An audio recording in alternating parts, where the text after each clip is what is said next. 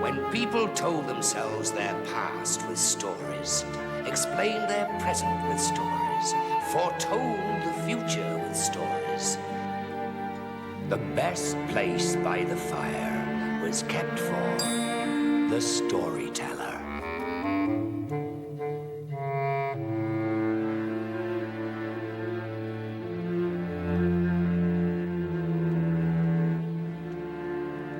Trolls come at the bottom of the list of people you'd want as friends. They are revolting, trolls. They can't even stand each other. The troll in this story had a daughter, and she left home straight off. In her place, the troll found an orphan, a young girl to wait on him hand and foot. But this girl had more in store than to do for a troll. Oh, no. She had a destiny.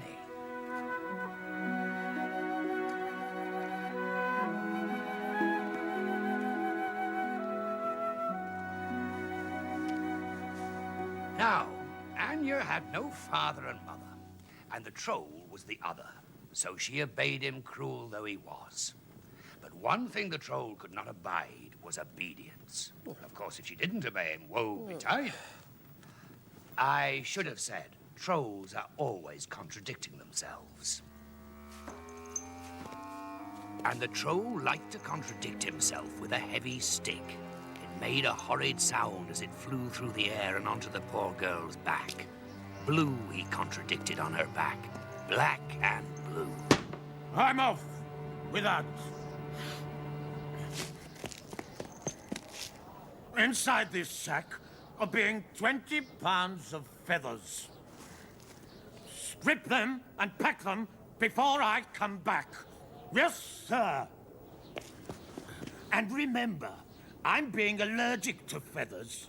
A single one upsets my nose, a quivering and a quaking, a shimming and a shaking, and I don't like it. Be thank you to me, and full of great. That's impossible. By herself, that's not fair. I know. She plucks and cleans and packs, but still the feathers fill the room, still the feathers fight the sacks.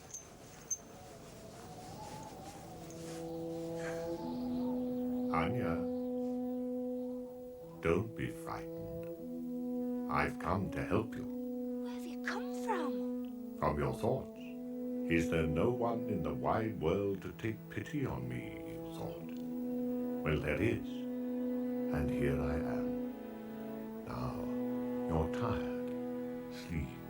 I cannot. The troll is my father and mother. Since I have no other, I must obey him. Trust me. Sleep. Thus persuaded, Anya lay down and fell into a slumber.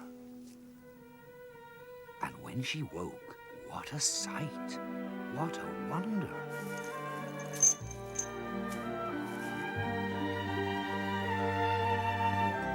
Thank you.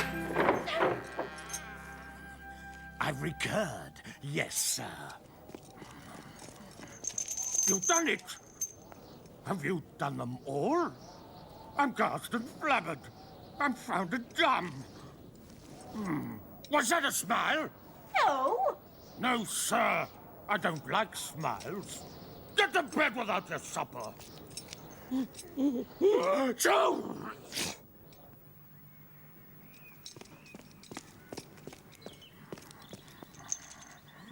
Arise and wiki. I'm having another job for you.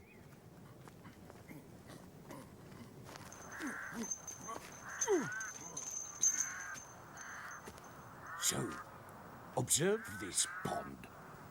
Deep, you'd say. And you'd be right. Depth aplenty. Drain it. Drain it with your spoon. And if I be recurring and find a drop of water, if I so much as get my footsie wet, heaven help me.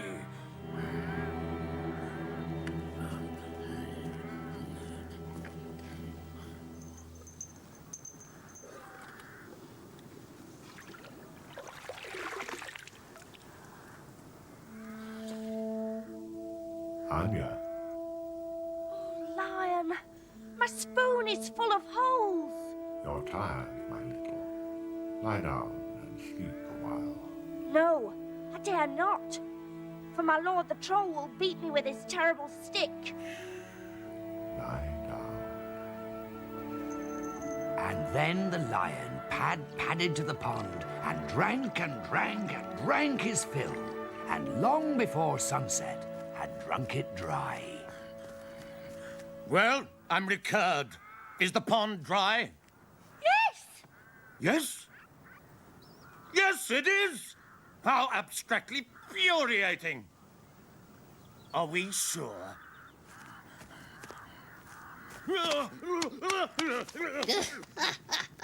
You may laugh, but the troll's fall cost the poor girl dear.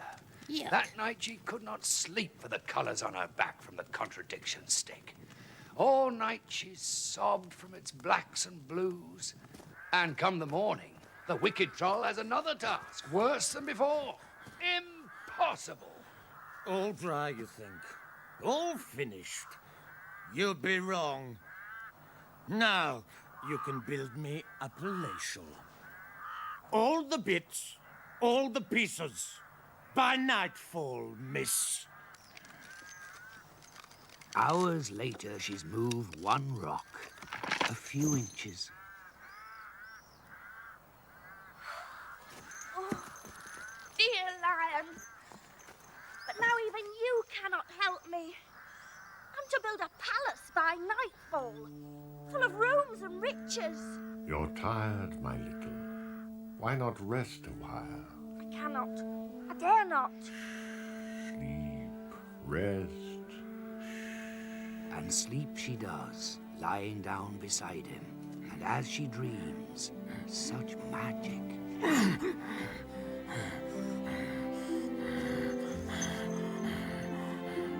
How have you done this? I know I've not done as you asked.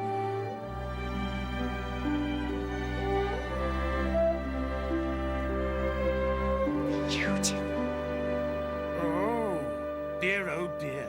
The palace is here, but Anya didn't do it. There is being a contradiction, and when there's being a contradiction, we have to speak with our friend, don't you think? I don't know, probably.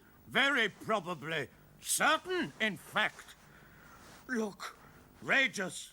Absolutely rageous. A whole palace in one day. Ah. This is more like it for an important troll.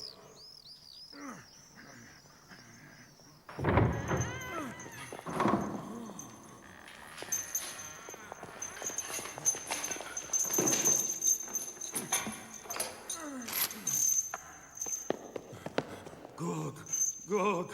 Chicken! Good! Yes, sir. And what about sherry?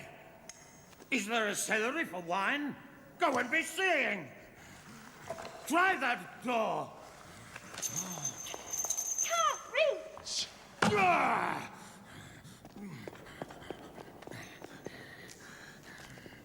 Let me fetch a light. A true conceit perfectly clarified. Lion!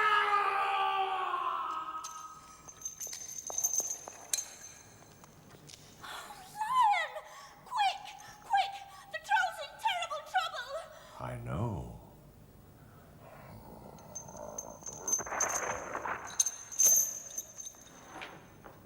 Poor troll. No father, nor mother, and he was my other. Not poor, my little, but wicked and cruel. I made the palace. I also made the door. Good. I hated that troll. He was bad through and through. Oh, yes. So then what? Then our girl has a palace all to herself. What a transformation. For the first time in her poor life, Anya feels wonderful.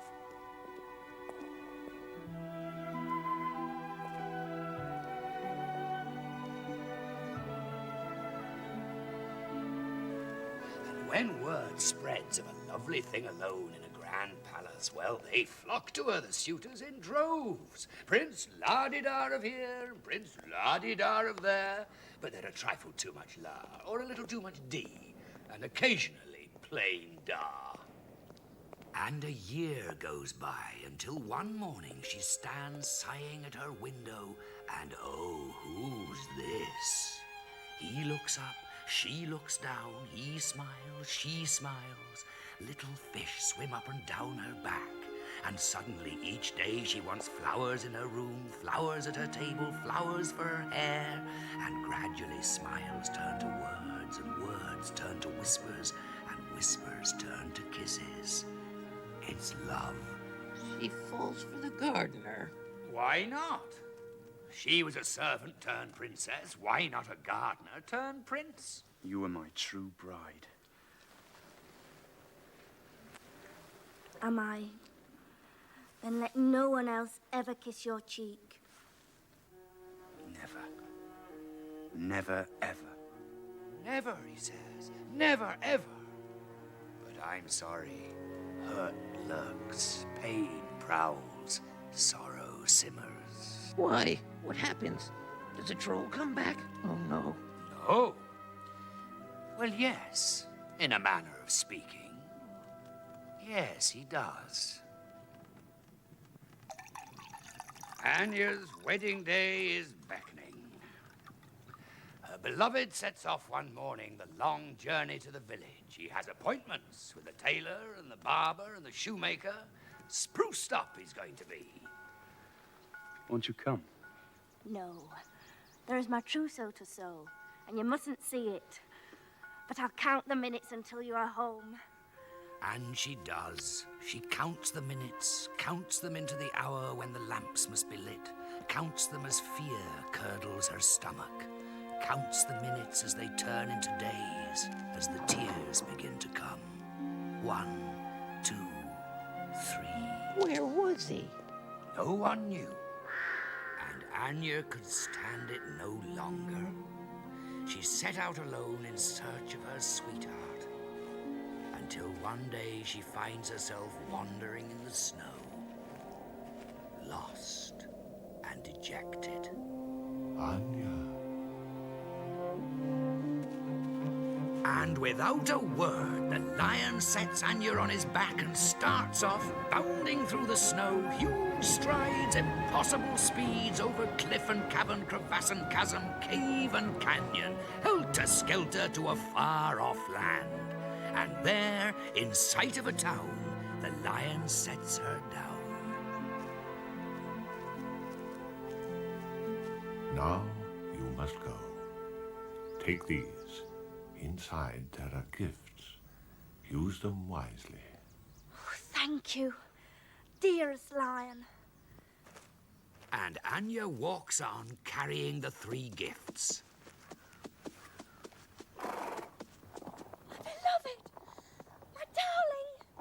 She cries, and the rider looks at her, tips his hat, smiles politely, and continues on his way. Wait! Please, wait!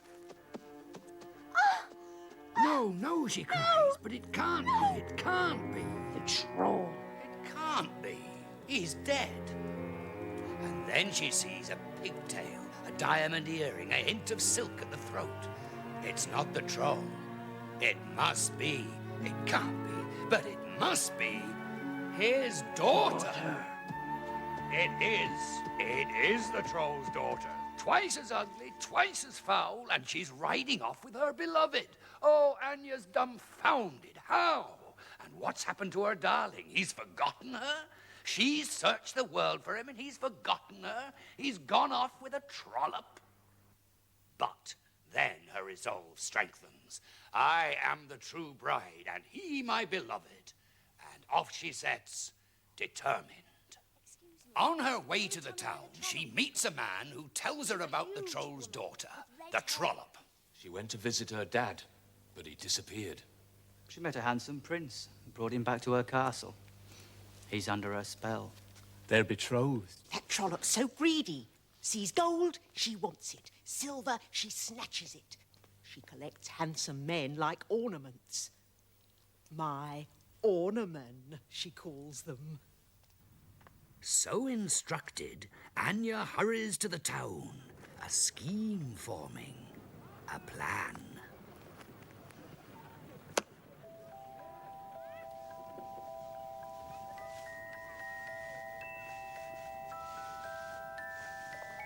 Oi! That's being lovely, prettiness. I need it. Madam, I'm descending. Is there a cost involved? I'm expecting it's a gift for your queen. How kind, and thank you. it's magic, Your Majesty. It cannot be sold, only exchanged. Exchanged? For what? Be more clarified. A night with your betrothed. With my new ornament? Rageous! Then you must keep what is yours and me what is mine. Silk! Yum! Good day, Your Highness. No! Back! A night with my ornament. And his very sweetheart, you know. How generous I'm being for such a small magic. Yes. All right. Yes. The bargain is struck. The true bride to spend a night with her beloved. Alone, she thinks. Once alone, he'll know me. My love. My dearest. It's me, your true bride. But he wouldn't wake, Please wake up. couldn't wake. Please. And how could he? For in the cup by his bed was a sleeping herb. Powerful. Lasts all night until morning. What can our girl do? The bargain's been kept. The first gift wasted. What can she do but try again?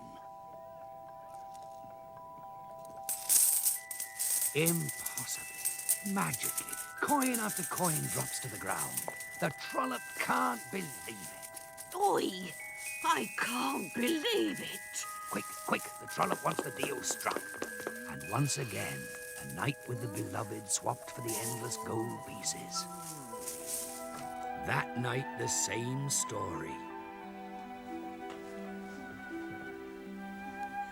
Darling. Whispers the true bride, Beloved. but to no avail. As for the prince himself, his days are vague, his nights dreamless. Stop him and ask him his thoughts, what would they be? Oh, well. The trollop has rubbed away his past with her wicked spell. He hasn't heard his true love singing the night through, weeping in the morning. Oh, he says, well. But the prisoners have. Their eyes blinking in the black, their ears sharp. Yes, they've heard the clink of gold, but also the true bride's lament. So the next day, when the prince is walking the ramparts, they call out to him. Your Honor, how can you sleep at night with the beauties singing by your bed? Beloved, she calls you, and dearest. Your true bride, she cries. I am your true bride. When do you hear these things? All night! All night! He's heard nothing. Who is his true bride? He's very confused, very. And you see, he sleeps so deeply. Every night he has his drink, then sleeps so deeply. Oi! I'm being so impatient for a new toy. Let me see. Oh, so amiable, so agreeable. I need them. And the deal is struck. And that night, Anya arrives for her vigil. The final gift gone. Will you never wake?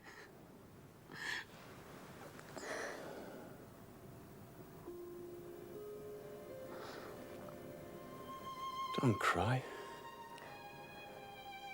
What? Oh, my darling. No. Not there. I promise, you see. Not on my cheek. Me? You promised me. And with that, she kissed him, and the trollop's spell over him fell away, and his head cleared. Such a tender kiss, such sweetness of cheek. My true bride. He whispers. My true bride.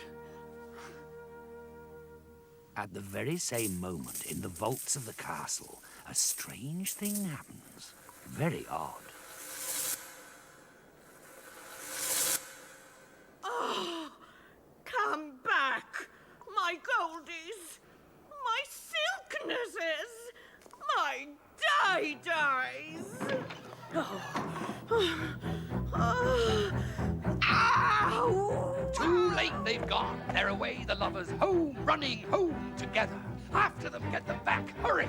And in her rage, the trollop closes on them, nearer and nearer, until she must surely catch them.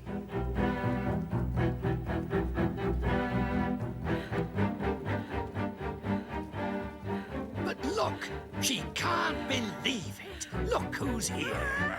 On his back they clamber and off he speeds, pounding the barren lands, huge strides, impossible speeds, over cliff and cavern, crevasse and chasm, cave and canyon, helter-skelter. Ho! They made it. Oh, yes, they made it. Thank you, Lion. And inside, lock the door, catch up their breath. They light a fire and exchange their stories. And in between hugs and all the while kisses, the lion tosses back his proud mane and pads away, leaving the lovers, but not before a final task unseen. What? Ah, well, who have we forgotten? The trollop. Where is she? I don't know. Miles away, over cliff and cavern, crevice and chasm, Oh, cave no, and no, no, canyon. no. By the time the true bride and her beloved settle down to sleep, she's arrived at the palace. Once inside, she sniffs for them, her nostrils twitching and heaving, planning her revenge. There, her nose tells her, and stealing up, she hears their voices clear and unsuspecting behind the door. And from that day, our lovers lived peacefully. Babies came to bless them, and the sun forever shone.